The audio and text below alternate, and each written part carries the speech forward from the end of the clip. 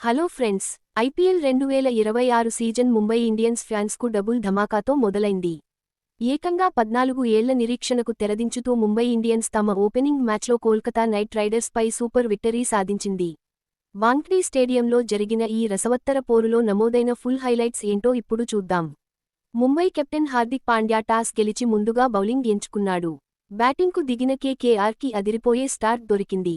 Captain Ajinkya Rahane 40 బంతుల్లో 67 పరుగులతో class innings ఆడగా, యువ సంచలనం అంక్రిష్ రఘువంశీ 29 బంతుల్లో 51 ముంబై బౌలర్లపై విరుచుకుపడ్డాడు.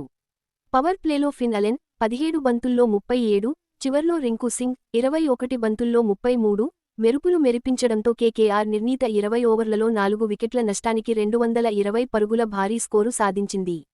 ముంబై బౌలర్లలో అరంగేట్రం చేసిన శార్దూల్ ఠాకూర్ 3 వికెట్లు 3/39 తీసి సత్తా చాటాడు. 221 పరుగుల భారీ లక్ష్యంతో బరిలోకి దిగిన ముంబైకి hit man Rohit Sharma, Ryan Rickelton పూనకం వచ్చినట్లు ఆడి అద్భుతమైన ఓపెనింగ్ ఇచ్చారు. రోహిత్ శర్మ కేవలం 38 బంతుల్లోనే 6 సిక్సర్లు, 6 ఫోర్లతో 78 పరుగులు చేసి తన వింటేజ్ ఆటతో వాంఖ్డేను హోరెత్తించాడు.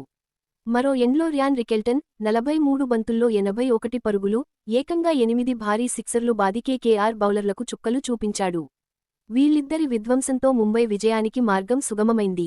చివర్లో సూర్యకుమార్ యాదవ్ 16, హార్దిక్ పాండ్యా 18, తిలక్ వర్మ 20 స్కోరు బోర్డును పరుగులు పెట్టించగా, నమన్ ధీర్ విన్నింగ్ షాట్ కొట్టి 19.1 ఓవర్లలో మ్యాచ్ను ముగించాడు. దీంతో ముంబై 6 వికెట్ల తేడాతో కేకేఆర్ పై ఘన విజయం సాధించింది. అసలైన హైలైట్ బద్దలైన సెంటిమెంట్. 2012 తర్వాత ఐపీఎల్ తొలి మ్యాచ్లో ముంబై ఇండియన్స్ గెలవడం మళ్లీ ఇదే తొలిసారి.